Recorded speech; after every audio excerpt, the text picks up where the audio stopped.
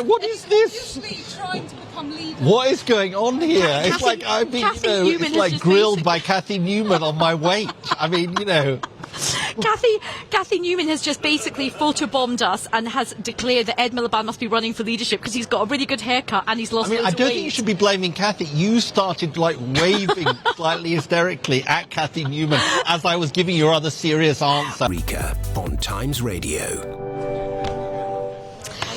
Welcome back to Times Radio, here live from the Liverpool Conference Centre. The reason I just burst out laughing is that Ed Miliband, who of course is a very serious politician in his own right, but he's also my former boss, just said to me, "Oh, I really like your Beyonce microphone." And everybody just fell about laughing. I feel like I should be doing like a step class or something like that.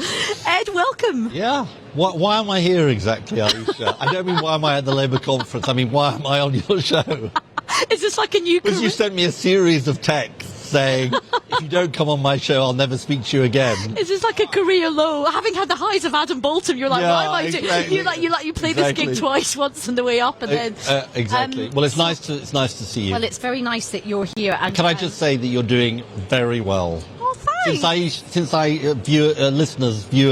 Since Ayesha left me, it's been, she's done brilliantly, basically.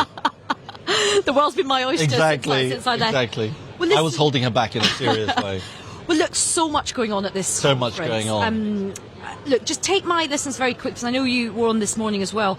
But your big announcement, very big, bold green announcement, just in very simple terms, explain to my listeners what you're announcing. We're going to have a zero-carbon electricity system by 2030.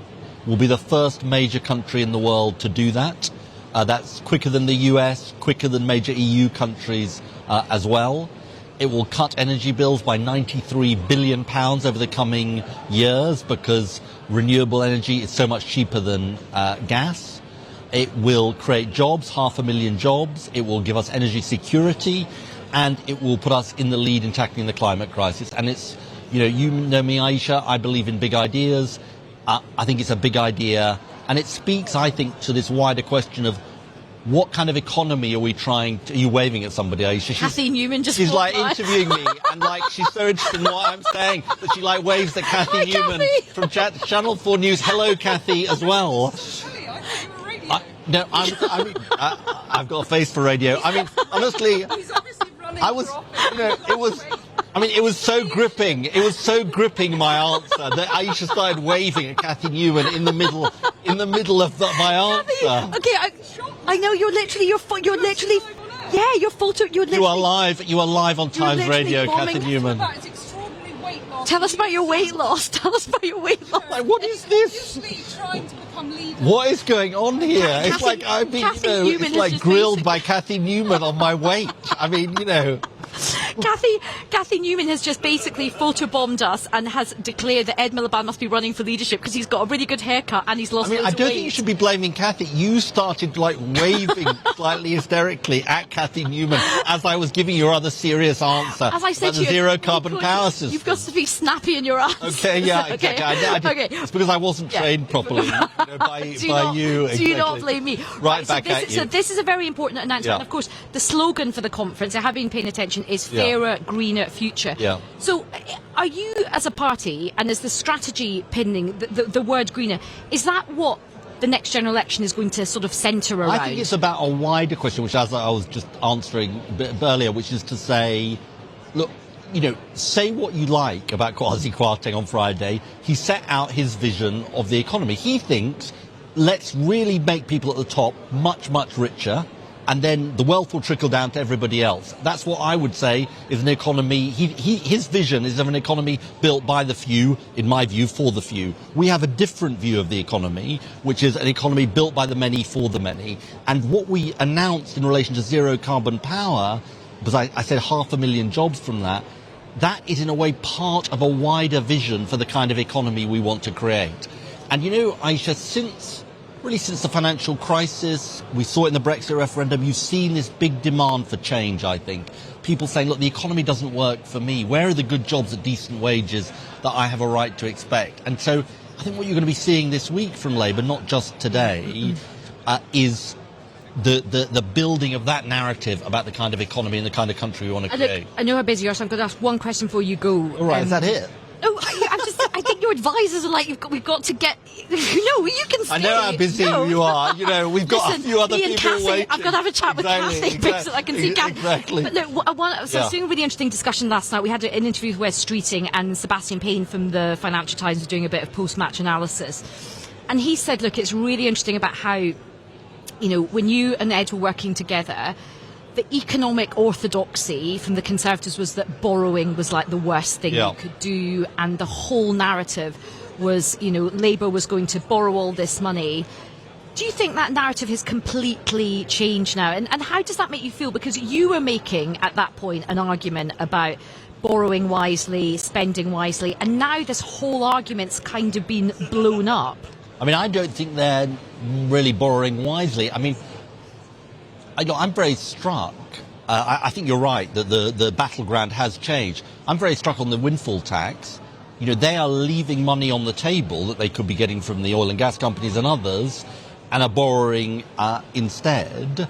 So I think the argument has changed. The thing that strikes me, though, about the way they're going about this borrowing for tax cuts for the richest, all of those things that they're doing, it's not investing for the future, is it?